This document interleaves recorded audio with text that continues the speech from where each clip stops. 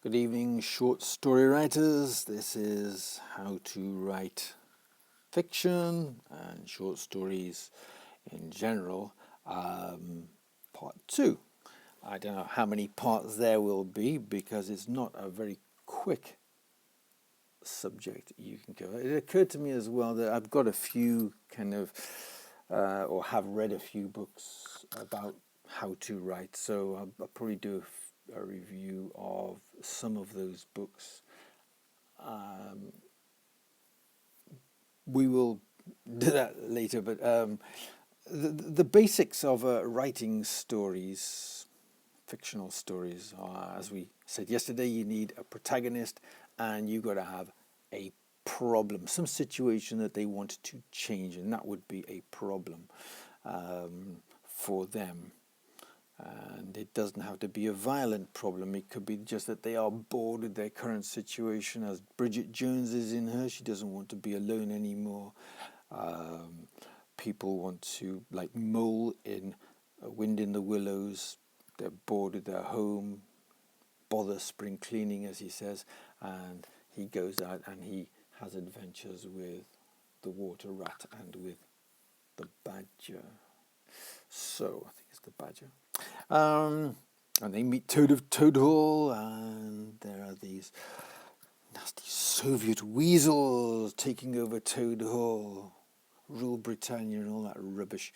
So, yeah, series of problems going on and on and on. Piper at the gates of dawn, and wistfully wanting to fly south for the winter, etc. It's kind of strange, actually. A bit of a sideline there. So that is the bare minimum. It does also help in slightly longer stories if there is an antagonist, not just a situation, but a person. And the person will usually bring the problem, although they may appear as an alternative, because the protagonist decides to do something about their situation. So, for example, in Shirley Valentine, she's bored with her life and she decides she wants to go to drink a glass of wine in the country where the grape was grown. And as a result of that, she says, who'd miss me? Nobody would miss me. Everybody's gone. All the kids are gone. And my husband hardly pays any attention to me. So she decides to go off with her friend to Greece and there watch the play, get the play. It's wonderful. Or watch the movie with Pauline Collins and enjoy that. I'm sure it's available somewhere. But as a result, there have been no antagonists up until then, but suddenly her husband becomes one.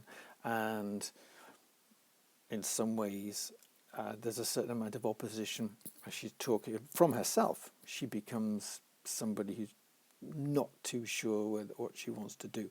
But, this is life. So that in some ways is literary fiction, if you want to put it like that, the literary genre.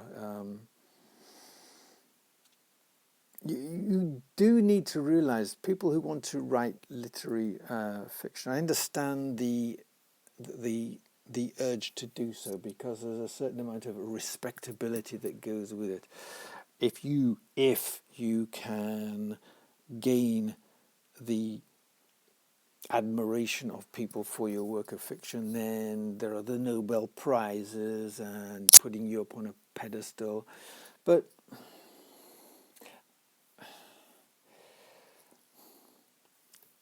I don't know. I mean,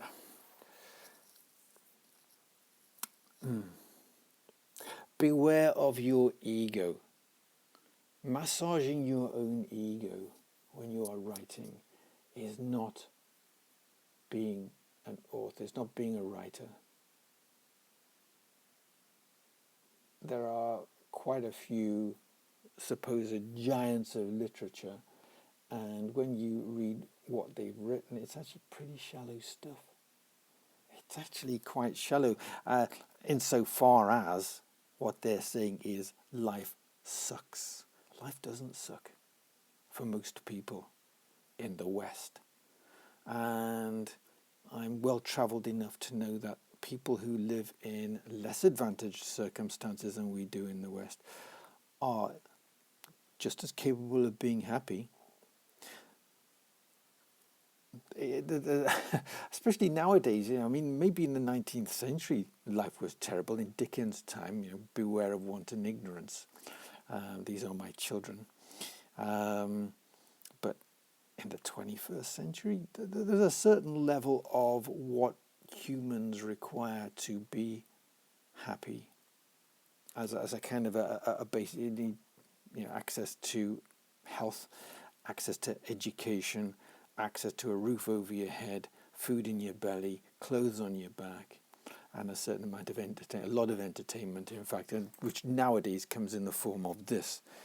Instant communication with the world, the news, lots and lots of fun on there, and being in touch with your loved ones. So for most people, if you were to write the kind of literature that I was forced to read when I was doing my master's degree, it just doesn't hold up. I mean, you're just basically saying that people are boring, people are stupid, people are lazy, people are untrustworthy. People, I mean, that's generalizing. It's a kind of generalizing which would throw your average social justice warrior into a complete fit if it were directed at certain groups. But the whole of humanity? No, I mean,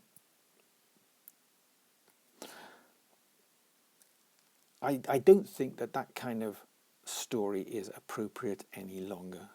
I don't think it ever was, because it just left people depressed at the state of the world. Yeah, life's bad, isn't it? But no, life is not bad. Life, as it says in the Desiderata, heroism is everywhere. Good people are everywhere. Acts of kindness are everywhere. And Max Ehrmann wrote that in 1920s, 1930s. He wanted people to believe it had been found on a tombstone in Elizabethan somewhere or other. I don't know. Elizabethan America, Elizabethan England. It doesn't matter. It's as, what is it? Kindness as perennial as the grass. That's what he says, isn't it? And it's correct, It is correct. Florence Nightingale and her ilk did not appear out of nowhere. The Gandhis of the world, the Martin Luther Kings, that kind of bravery and heroism and kindness, and the Mother Teresa's, they go back. The Hospitaller Knights, the hospitals named after the fact that they instituted healthcare during the times of the plague in Malta, and it became a word, didn't it?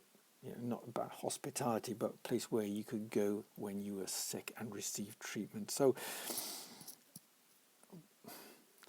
you need, getting to the point at last at 8 minutes and 30 seconds, you need a story about an outcome which is, I would urge you, if you are inclined to want to write literary fiction, to look for at least a neutral outcome, if not a positive one, preferably a positive one, And people will read your stuff then. Let's put it in perspective, okay? Imagine you have a friend or a relative, and every time you go to see them, all they ever tell you about is their bad hip and their bad teeth and their bad hair and their bad this, bad life, bad life, bad life. Are you going to want to spend any time with them? And what they're doing is they are telling you an act of fiction, because they may have pain in their hip, but my goodness, it could be worse. They could be in a wheelchair. But they are blowing it into this big, big, big melodrama and telling you about it. And are you actually interested, unless you happen to be their healthcare worker and you are going to, it's your job to be interested in it? Are you? Do you go and want to spend 3 or 4 hours in their company only to hear about all their ailments and all the bad things happening in their life and no rays of sunshine in their life at all? No, you don't, I'm betting. If you do, then maybe you are going to write grand literature. I don't know, but if not, then bear in mind that that is how people will perceive your fiction. They may give you one story, they may give you two, but unless they are the kind of person who wants to wallow in the idea that the world is a crap place, excuse my, actually crap was named after Thomas Crapper, who invented the sit-down toilet. So it's also game of cards, I believe, or dice. So, but please pardon my expression there. Yeah, I urge you to find some ray of positivity. All right, so that's basically, from my point of view, how not to write fiction. Because all those authors I had to study for my MA, I won't revisit them.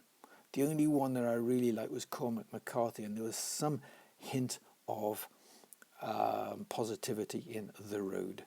But the others, I don't want to be depressed. I don't want to spend £17 on a book or whatever it costs these days, only to think, well, that was awful, or what have I just read? Is it a parlour game? What are the... I can't be bothered with symbolism. It's lost on me as a rule, and I suspect it's lost on a lot of people. So you can be as clever as you like, but, you don't need that to write stories.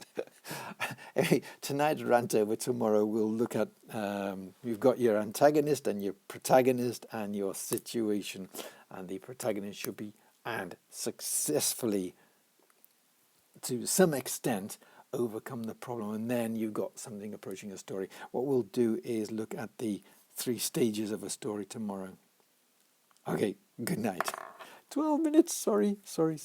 Okay, have fun writing.